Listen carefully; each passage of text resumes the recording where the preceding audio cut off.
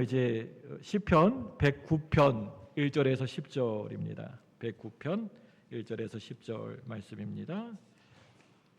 찾으셨으면 우리 함께 서로 교독하도록 하겠습니다. 제가 1절 먼저 읽겠습니다. 내가 찬양하는 하나님이여 잠잠하지 마옵소서. 그들이 악한 입과 거짓된 입을 열어 나를 치며 속이는 여로 내게 말하며 또 미워하는 말로 나를 두르고 까닭 없이 나를 공격하였음이니이다.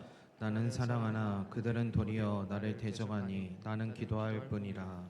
그들이 악으로 나의 선을 갚으며 미워함으로 나의 사랑을 갚았사오니 악인이 그를 다스리게 하시며 사탄이 그의 오른쪽에 서게 하소서.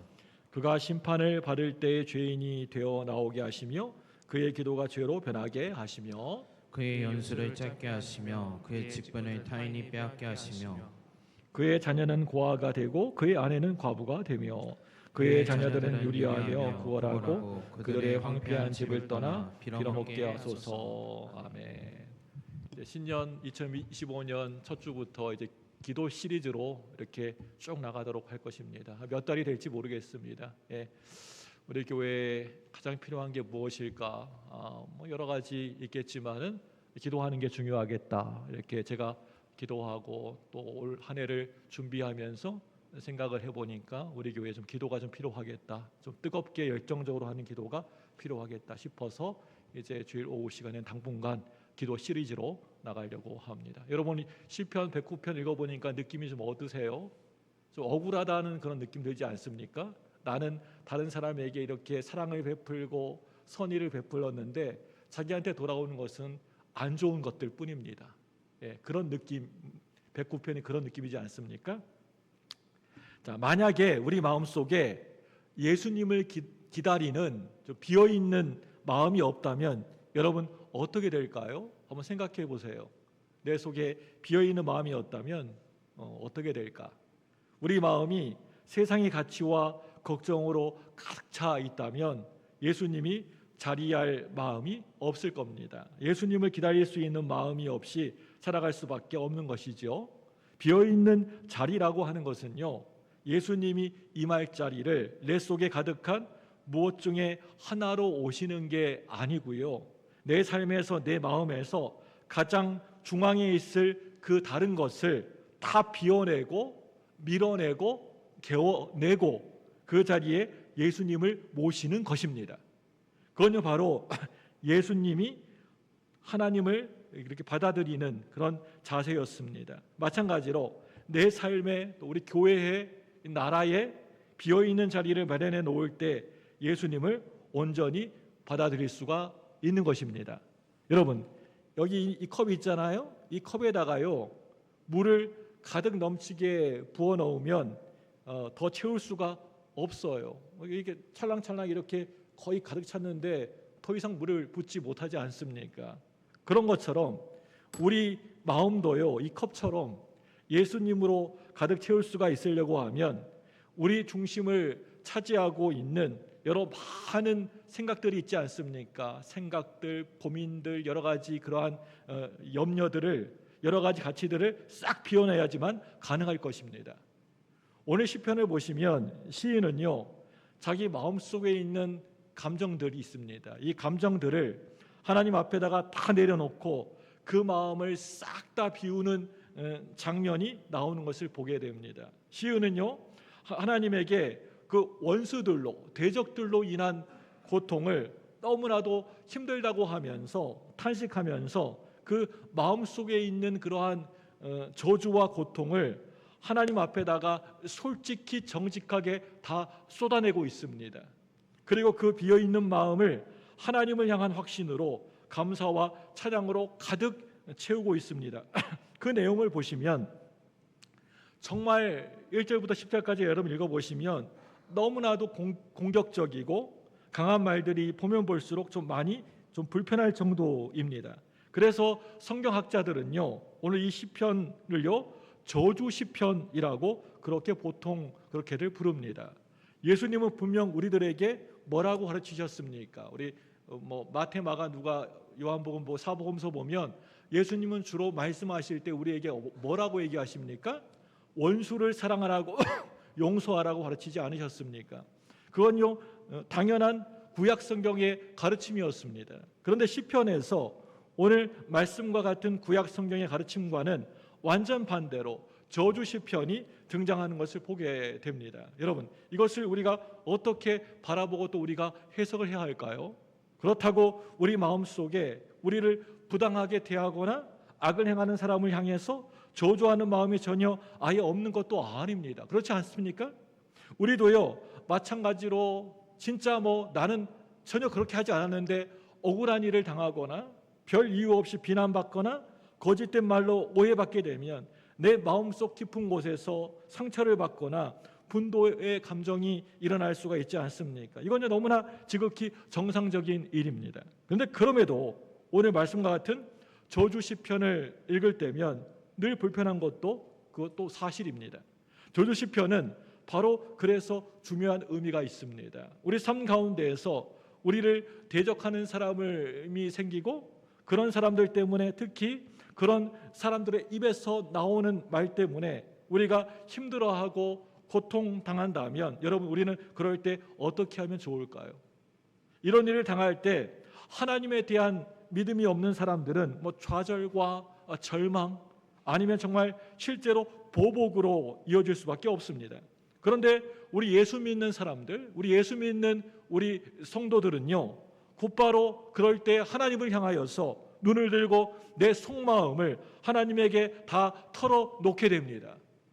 그분께 모든 것을 다 내어놓고 비어있는 마음으로 그 마음을 가질 때 그때서야 그분 앞에 선 우리의 참된 모습을 볼 수가 있고 대적들의 모든 세력을 넘어서는 무한한 하나님의 권능을 바라볼 수 있는 눈을 뜰 수가 있게 되는 겁니다. 그런 의미에서 저주 시편의 이 기도자의 솔직한 고백은요 우리 자신을 돌아보게 해주는 거울과도 같습니다. 오늘 말씀 보시면 우선 시인은요 내가 찬양하는 하나님께 침묵하지 말아달라고 요청하면서 오늘 말씀이 시작되고 있습니다. 지금 내가 너무나도 억울한 일을 당했는데 하나님이 좀 적극적으로 개입해 달라는 그런 말입니다. 시인에게 무슨 일이 있었을까요? 우리가 이 말씀만 보면 무슨 일이 일어나는지 모르겠지만 어떤 일이 있어서 이런 기도를 하게 될까요? 악한 자의 입과 속이는 자의 입이 이 시인을 향해서 입을 벌려 거짓된 혀로 계속해서 말을 퍼붓고 있다고 고소하고 있습니다. 우리 109편 3절 말씀 보도록 하겠습니다. 3절, 3절 시작. 또 미워하는 말로 나를 드르고 까닭 없이 나를 공격하였습니다. 이유 없이 막 공격하는 거예요. 저 사람 그 사람 나를 비방하고 날 이렇게 비판하고 안 좋은 소리 하고 그러는 겁니다. 이 말씀 보시면 지금 미워하는 말, 적대적인 감정이 섞인 증오의 말이 어디를 가든지 시인을 둘러싸고 있는 것을 보게 됩니다. 그리고 더군다나 까닭 없이 당했으니 얼마나 그 속이 억울하고 얼마나 답답했을까요? 그런데 그럼에도 시인은 그런 사람을 사랑하고 그런 사람들이 나를 대적하니 그런 사람을 위해서 나는 기도할 뿐이라고 말하고 있습니다. 만약에 여러분이 이런 상황이라면 오늘 시인과 같은 상황이라면 이렇게 고백할 수 있겠습니까? 그 사람을 끝까지 품어주고 용서하고 기도해 줄 수 있겠습니까? 그 대적자 왼수를요? 그런데 이 기도는요 우리가 흔히 생각하고 있는 고상하고 정제되어 있는 기도가 아니라고 하는 겁니다. 앞에서 하나님이 잠잠하지 마옵소서라고 했기 때문에 이 기도는 하나님에 대한 탄원의 기도입니다. 시인은요 그 사람이 악으로 선을 갚았고 미움으로 자기 사랑을 갚았다고 그렇게 호소하고 있습니다. 그런데 6절부터 보시면 이 시인의 태도가 갑자기 확 바뀌어지게 됩니다. 자신이 겪고 있는 억울한 상황을 하나님에게 말씀드린 이 시인은 이제 자기 마음속 깊은 곳에 있는 감정을 하나님 앞에 끄집어내기 시작합니다. 그 기도의 내용을 보면요 사랑으로 기도해주고 선을 행하면서 살려고 노력한 자신을 알아주지도 않고 공격하는 대적을 향해서 저주를 내리는 기도를 지금 드리고 있습니다. 우리 109편 6절, 7절, 8절 말씀 한번 읽어보겠습니다. 6절, 7절, 8절입니다. 시작. 악인이 그를 다스리게 하시며 사탄이 그의 오른쪽에 서게 하소서. 그가 심판을 받을 때 죄인이 되게 나오게 하시며 그의 기도가 죄로 변하게 하시며 그의 연수를 짧게 하시며 그의 직분을 타인이 빼앗게 하시며. 여러분, 여기에서 자기를 힘들게 하고 너무나 어렵게 만든 대적하는 자가 악인과 사탄의 그늘 아래에 있기를 바라고 있습니다. 그렇게 기도하고 있습니다. 고발자인 사탄 옆에 선다는 것은 법정에서 피고의 자리에 서게 해달라고 하는 그런 뜻입니다.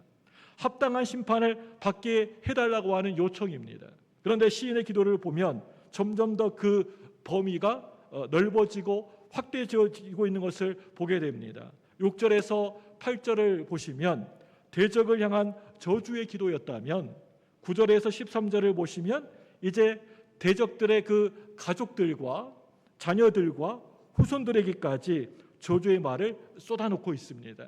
그리고 또 한 걸음 더 나가서 14절, 15절을 보시면요, 오늘 시인은요 벌써 이미 죽어서 저 세상에 있는 대적들의 손조들까지도 저주하고 있습니다.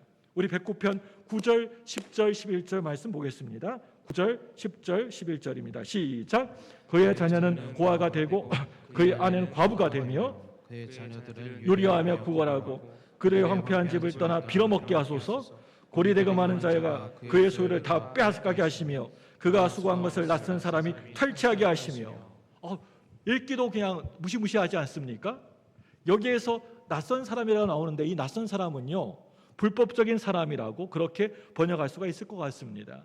낯선 사람은 부당하게 다른 사람들의 재산을 갈취하는 고리대금업자와 같은 의미로 쓰이고 있습니다. 여러분, 이게 무슨 말입니까? 하나님, 그들이 수고해서 고생해서 얻은 모든 재산이 한순간에 다 사라지게 하여 주옵소서.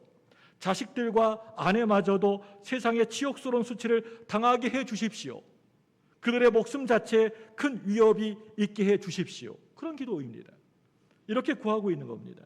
한마디로 이 기도가 무슨 기도입니까? 시인은 악인들의 집이 완전히 망해서 흔적도 없이 사라지게 해달라고 요청하고 있는 겁니다.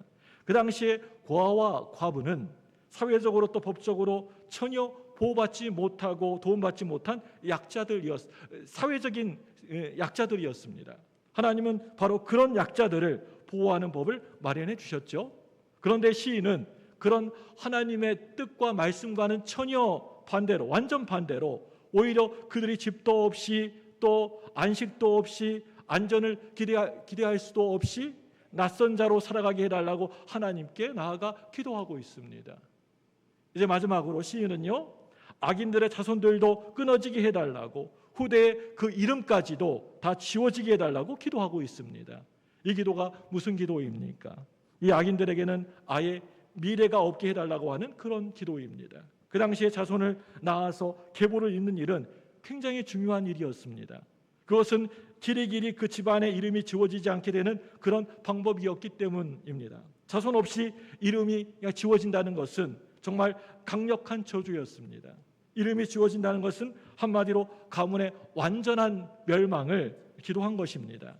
오늘 말씀의 시인의 저주 기도는 단지 개인적인 원한만은 아닙니다. 오늘 시인은요, 악인의 철저한 심판이 하나님의 명예와 정의를 지키는 일이라고 그렇게 믿었습니다. 하나님이 정말 진짜 살아계신다면 이런 악인들을 가만두지 않으셔야 하나님의 영광과 하나님의 명예가 높아질 것입니다. 사랑하는 여러분들, 우리는 오늘 말씀을 통해서 기도자의 솔직하고 정말 진솔한 그런 마음을 볼 수가 있었습니다. 앞에서는 분명 대적들을 사랑하고 그들을 위하여서 기도한다고 고백했지만 그 속마음은 잔인한 저주의 말들이 쏟아져 나왔습니다. 우리는 기도자의 하나님 앞에서의 솔직함을 배울 수가 있습니다. 오늘 이 기도자는요, 자신의 내면에 올라오는 복수심을 하나님 앞에서 전혀 감추지 않았습니다. 아무리 추하고 모순적인 모습이라도 하나님 앞에 그대로 솔직하게 정직하게 내어놓았습니다. 그래야 자신을 올바르게 보고 복수심을 내놓는 그 자리에 진정한 하나님의 사랑과 선을 참된 기도를 채울 수가 있기 때문입니다. 우리가 하나님께 나의 분노를 쏟아낼 수 있는 것은 하나님이 그러한 나의 마음까지도 모두 다 받아주실 것이라고 하는 분명한 믿음이 있기 때문입니다. 그것은 자신은 그저 사람일 뿐이라고 하는 정직한 인정이기도 합니다. 우리 모두 자신의 밑바닥까지 하나님 앞에 내어놓는 용기가 있었으면 좋겠습니다. 모든 힘들고 너무나 괴로운 감정들을 막 포장하고 감추려고 하지 마시고요. 하나님 앞에 정직하게 나가시기 바랍니다. 솔직하게 나가시기 바랍니다. 미워하지 마시기 바랍니다. 막 꾸미려고, 아름답게 꾸미려고 하지 마세요. 하나님 앞에 솔직하게 낱낱이 내려놓으시길 바랍니다. 그럴 때 그 비어있는 빈자리에 하나님의 진정한 사랑하심과 인자하심이 가득 넘치게 채워줄 줄로 믿습니다. 기도하겠습니다.